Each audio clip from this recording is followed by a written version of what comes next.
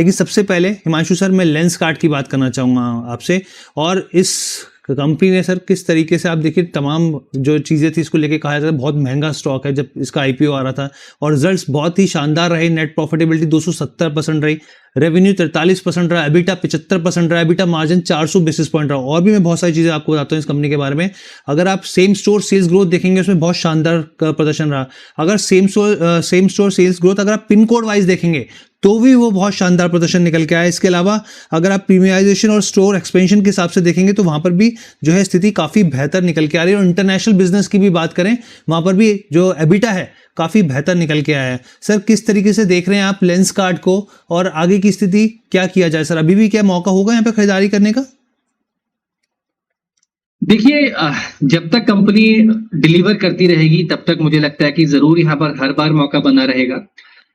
हमने एक दो दिन पहले भी ये डिस्कस किया था कि निफ्टी आईपीओ में जिस तरह का ब्रेकआउट है और ये काफी बड़ा वेटेज रखता है उस इंडेक्स में।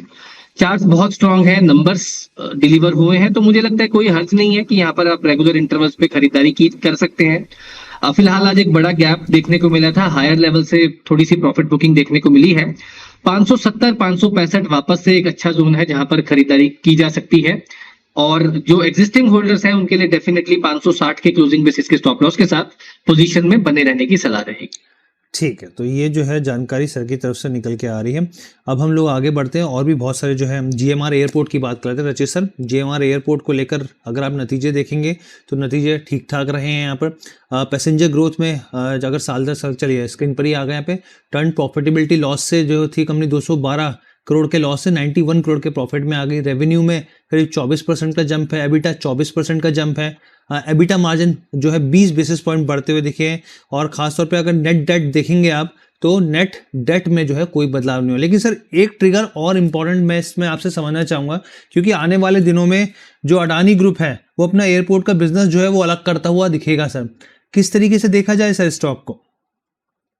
देखिए, अडानी ग्रुप एक इसके लिए कंपटीशन बना हुआ है, ये ऑफ कोर्स बना हुआ है। और अभी आप देखिए पिछले कुछ टाइम से जो हमने थोड़ी बहुत क्राइसिस लाइक सिचुएशन देखी थी इस पूरे सेटअप में, वो अब ईज आउट होती हुई दिख रही है। पैसेंजर ट्रैफिक जो है वो आपको इम्प्रोवाइज होता हुआ दिख रहा है। तो अब कहीं ना कहीं ये ग्राउंड्स रीगेन कर रहे हैं। और एक टाइम था हर्ष बाबू, ये जो पर्टिकुलर ग्रुप भी था ना, ये ग्रुप एक अपने आप में बहुत पावरफुल ग्रुप हुआ करता था, but rest has become a history. मैं समझता हूँ जिस तरीके से इनके रेवेन्यूज में, जिस तरीके से एयर पैसेंजर ट्रैफिक में आपको एक मोमेंटम देखने को मिल रहा है, some of it is lost but all is not lost. और मैं कहूंगा कि हम ट्रोल भी बहुत हुए हैं, मतलब मैं और विपुल सर बहुत ट्रोल हुए हैं। जब लोअर लेवल्स पे हम इसको छोटे शेयर ऊंची छलांग पे कवर करते थे तो सब बोलते थे बेकार स्टॉक है। अभी आप देखें एक रिवर्सल की ट्रेड आपको देखने को जरूर इसमें मिलना चाहिए। और अब जो सबसे पहला लेवल हम देख पा रहे हैं, जैसे ही 106 रुपए के ऊपर सस्टेन मूवमेंट करेगा 124 लेवल्स तक ये पर्टिकुलर काउंटर आपको जाता हुआ दिखेगा। और इसके साथ साथ इसके पहले कि आप मेरे ऊपर ट्रिगर पुल करते हुए आए, क्योंकि आपने उसका इंडिकेशन दे दिया था, तो मैं पहले ही एक कॉल दे देता हूं। रिको ऑटो आप देखें 132 लेवल्स पे चल रहा है, यहाँ पे अच्छा लग रहा है। 122 रुपए का होगा पहला स्टॉप लॉस, 142 रुपए का होगा पहला टारगेट, और 152 रुपए का होगा दूसरा टारगेट। 132 पे चल रहा है, 122 का स्टॉप लॉस, 142 और 152 के टारगेट्स के लिए आप इसमें पोजीशन बना सकते हैं, विद अ डिस्क्लेमर कि छोटे शेयर ऊंची छलांग और बाकी आपके पर्टिकुलर प्लेटफॉर्म पे हमने इसको 75 से 80 रुपए के लेवल से कवरेज में रखा हुआ है। चलिए, रिको ऑटो को लेकर सर की राय निकल के आई है। 142 से 152 तक के जो है वो टारगेट्स यहाँ पर देख रहे हैं स्क्रीन पर आपके सामने। स्ट्रिक्ट स्टॉप लॉस लगाइए, ये बिल्कुल नहीं भूलना है, 122 का स्ट्रिक्ट स्टॉप लॉस लगा के रखना है। वैसे सर जीएमआर एयरपोर्ट में अभी क्या किया है, जिनकी पोजीशन है वो क्या करें सर? सस्टेन रहे, मेंटेन, कोई प्रॉब्लम नहीं, कोई प्रॉब्लम नहीं है। चलिए, अमित सर जो है वो हमारे साथ जुड़ गए हैं। अमित सर बहुत ही डैशिंग कोट पहना है आपने, एकदम ब्लू जबरदस्त कलर है सर एकदम। अमित सर एक चीज बताइए मुझे यहाँ पर, क्योंकि आप तो बारीकी से यहाँ पर कमोडिटीज, क्रूड सब कुछ कवर करते हैं, एक गैसेस भी कवर करते हैं, एलएनजी जो पेट्रोनेट एलएनजी है सर उसके रिजल्ट्स आए, मार्केट्स भी कवर करते हैं आप बहुत अच्छे से। तो ये बताइए मुझे सर, इसके जो मार्च में अगर कोई स्टॉक सबसे ज़्यादा क्रैक हुआ था यहाँ पर, जिसका सबसे ज़्यादा इम्पैक्ट पड़ा था पूरा यहाँ पे स्ट्रेट ऑफ हॉर्मुज के बंद होने का, तो ये एक स्टॉक था सर। इसकी बहुत पिटाई हुई थी, मतलब आप 350 से 232 तक ये चला गया था, काफ़ी ज़्यादा नीचे गया था सर। आज इसके नंबर्स जो है आए यहाँ पर, और नंबर्स हम सबको पता था ख़राब थे यहाँ पर, लेकिन हाँ एक ज़रूर चीज़ रही इसमें, इन्वेंट्री और जो ट्रेडिंग गेंस थे वो काफ़ी मजबूत होते हुए दिखे हैं यहाँ पे। हालांकि वो नंबर जो है बहुत ज़्यादा खास निकल के नहीं आए। स्टॉक में करीब 1.5% की गिरावट। सर क्या किया जाए यहाँ पर? हरजीत, बजाज पेट्रोनेट बहुत रेंज बाउंड लगता है अभी भी और आगे भी, एटलीस्ट फॉर अनदर 1 क्वार्टर। 260 रुपए लोअर साइड में और 290 रुपए अपर साइड में, इसी के बीच में घूमता रहेगा। अगर किसी को क्विक गेन के लिए या फिर लंबी अवधि के लिए लेना है तो थोड़ा इंतजार करना चाहिए। लेने के बाद भी करंट मार्केट प्राइस में तो एंट्री नहीं करनी चाहिए एनी विच वे। 269 और 262 के आसपास एक एंट्री प्लान कर सकते हैं। 246 का स्टॉप लॉस होकर जब इन लेवल्स को टेस्ट करके बाजार चलना चालू करता है तो 300 रुपए तक देखा जा सकता है। तो करंट मार्केट प्राइस में एंट्री नहीं करनी है, करेक्शन आने का वेट करना है। और तीसरा, अगर लेना है तो लंबी अवधि के हिसाब से लेना है। हर्ष जी ठीक है, लॉन्ग टर्म का नज़रिया जो है सर लेके चल रहे हैं यहाँ पे। एक स्टॉक जो है मैं आना चाहूँगा यहाँ पे हिमांशु सर के पास। Sir Sharda energy sir, stock में काफ़ी अच्छा मोमेंटम है, करीब करीब यहाँ पे 9 से 10% की छलांग लगा रहा है सर ये स्टॉक। तो अगर हम लोग पीछे नंबर भी देखें तो नंबर भी जो आए थे सर वो ठीक ठाक रहे थे इस कंपनी के नतीजे, और काफ़ी बेहतर नंबर थे यहाँ पर। आप किस तरीके से देख रहे हैं स्टॉक में क्या करना चाहिए? देखिए, अगर आपका थोड़ा सा लंबी अवधि का नजरिया है तो यहाँ पर ये खरीदारी के लिए एक अच्छा लेवल है। 535 525 की रेंज एक एक्यूमुलेशन के लिए अच्छी रेंज है, क्योंकि 500 रुपए के नीचे लगभग 480 500 रुपए पर स्टॉक ने एक अच्छा बेस बनाया है। इमीडिएट मोमेंटम बनता हुआ नजर आएगा। अभी कहना थोड़ी जल्दबाजी हो सकती है, क्योंकि पिछले 2-3 बार से 540 रुपए के आसपास थोड़ा सा स्टॉक में सप्लाई देखने को मिला है। बट रिपीटेड बेस बनाने के बाद ऐसा लगता है कि स्टॉक इवेंचुअली आने वाले कुछ हफ्तों में यहां से चलने के लिए तैयार है। शारदा ग्रुप की वैसे भी ये काफी अच्छी उन पेडिग्री की कंपनी, ग्रुप कंपनी है, तो मुझे लगता है कि फंडामेंटली काफी स्ट्रांग ग्रुप है, काफी स्ट्रांग कंपनी है, और एक अच्छे ब्रीफ कंसोलिडेशन के बाद यहाँ पर पोजिशनली रिस्क रिवॉर्ड अट्रैक्टिव बनता हुआ नजर आ रहा है। चलिए ठीक है। अच्छा हिमांशु सर, क्योंकि रचित सर ने तो अपनी प्रेफरेबल पिक शेयर कर दी सर, आपके रडार पे क्या रहेगा?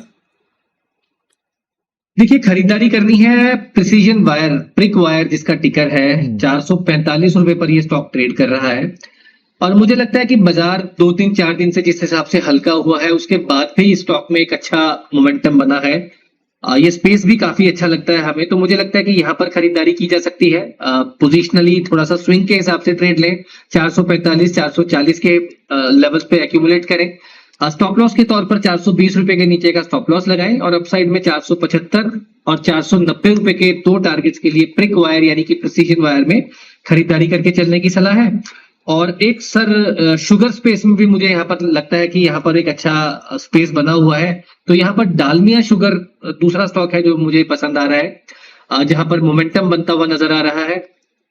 पूरे के पूरे स्पेस में ही हलचल है, और मुझे लगता है कि यहाँ पर एक शॉर्ट टर्म में जो मोमेंटम है वो एक्सटेंड हो सकता है। 430 432 रुपए के आसपास के करंट लेवल्स हैं, यहाँ पर खरीदारी की जा सकती है 415 रुपए के स्टॉप लॉस के साथ, और 470 480 रुपए तक के टारगेट्स डालमिया शुगर में 1 से 2 दिन में आते हुए देखने को मिल सकते हैं। ठीक है सर, अब हम लोग सर की तरफ से देखिए 2 पिक आ गई प्रेफरेबल आपके सामने। डालमिया भात जो शुगर है उसके टारगेट्स 470 से लेके 480 तक के हैं। स्टॉप लॉस 415 का यहाँ पे लगाना है यहाँ पे। और दूसरा प्रिसेशन जो है यहाँ पर जो है स्टॉक के जो है प्रेफरेबल पिक निकल के आ रही है सर की तरफ से, तो वो भी जानकारी हम लोगों ने आपके सामने रख दी है यहाँ पे। प्रिसेशन वाली टारगेट जो है 490, और सर स्टॉप लॉस क्या रहेगा इसका प्रिसेशन वायर्स का हिमांशु सर? जी जी जी जी सर, इसका स्टॉप लॉस हम लगा सकते हैं 425 रुपए के नीचे का। ठीक है, चलिए अब हम लोग जियो फाइनेंशियल को लेकर बात कर लेते हैं। रचित सर मैं आपके पास आना चाहूँगा, फिर मैं अमित सर आपके पास आता हूँ एक स्टॉक को लेकर। यहाँ पे जियो फाइनेंशियल को लेकर सर काफ़ी बड़ी खबर निकल के आई है यहाँ पर, और बहुत समय से इसका इंतजार किया जा रहा था इस खबर का दरअसल यहाँ पे। और आज देखिए स्टॉक में एक हल्का सा मोमेंटम है यहाँ पर, और मोमेंटम के पीछे की वजह भी है, हालांकि जो उम्मीद थी इस पर काफ़ी ज़्यादा जो है काफ़ी समय से इंतजार किया जा रहा था यहाँ पे कि बैंक ऑफ अमेरिका ने जो है यहाँ पर जो इसकी सब्सिडरी कंपनी है जियो क्रेडिट, वहाँ पर जो है 49% के आसपास के स्टेक के जो है वो खरीदारी करते हुए दिखे हैं यहाँ पर। इसके मायने क्या रहेंगे देखिए स्क्रीन पर आगे, जियो क्रेडिट को लेकर 49.9% की हिस्सेदारी जो है वो खरीदेगा बैंक ऑफ अमेरिका, हम सब जानते हैं लैंडिंग इकाई है यहाँ पर।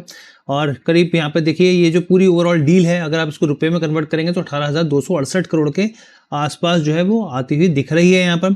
इसके अलावा और ये जून अगर आप आखिरी तक देखेंगे जियो क्रेडिट का कुल AUM जो था वो करीब 30,600 करीब 67 करोड़ के आसपास का था यहाँ पे। और आपके सामने हम लोगों ने एक खबर रख दी। अब सर एक तो इसका दूरगामी प्रभाव बताइए कि क्या होते हुए दिखेंगे यहाँ पे, किस तरीके से ये फंडामेंटल खबर स्ट्रांग है यहाँ पर, और असर स्टॉक पे क्या रहेगा वो भी समझाइए। हर बाबू इसको ना थोड़ा सा ऐसा समझते हैं कि आप एग्जाम देने गए और आपके 89-90% आ गए, तो बोनस परिवार के जितने भी सदस्य हैं ना वो बोलेंगे हाँ ठीक है एक्सपेक्टेड लाइंस पे ही है, इस पे क्या सेलिब्रेशन।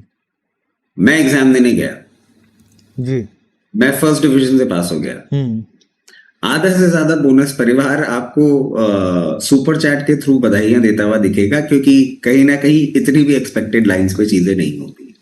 अच्छा। अब ये बात मैं क्यों कह रहा हूं आपको, क्योंकि ये जितना बिल्डअप है ना, this is something already factored in the particular stock, stock price में फैक्टर्ड इन है। ये जितने भी आप डील्स होते हुए देख रहे हैं ये इवेंचुअली कंपनी की ग्रोथ, प्रोग्रेस और लिक्विडिटी में एनहांसमेंट में आती हुई आपको दिखेगी। बट क्या ये हाथ के हाथ कोई ट्रेंड चेंज होगा? नहीं। ये हम बार बार जुड़ते हैं यही बात कहते हैं कि ये एक लंबी अवधि का काउंटर है, इसमें आप शॉर्ट ट्रेड्स ना ढूंढें, और अगर आप लंबी अवधि का निवेश करना चाह रहे हैं तो इन लेवल्स पे भी, और जैसे कि कल आपको बताया था स्टैगर्ड मैनर में लोअर लेवल्स पे ही पोजीशन बना सकते हैं, उसी तरीके से आप चलिए। It's a very big positive. और जैसा कि हम देख रहे हैं कि इनकी ग्रोथ आपको अच्छी आती हुई दिख रही है, बट थोड़ा सा टाइम लगेगा चलने में। तो लंबी अवधि का नजरिया हो तो पोजीशन बनाए रखें, otherwise this news is not of any use for trading point of view. ठीक है। मिड टर्म के हिसाब से क्या टारगेट्स रहेंगे आपके? देखिए जिस तरीके से पोजीशन है, एक हल्का सा सप्लाई पॉइंट ये 288-290 लेवल्स पे आपको दिखा सकता है, उसके बाद 324-340 लेवल्स तक भी जाता हुआ दिख सकता है। ठीक है, तो चलिए अब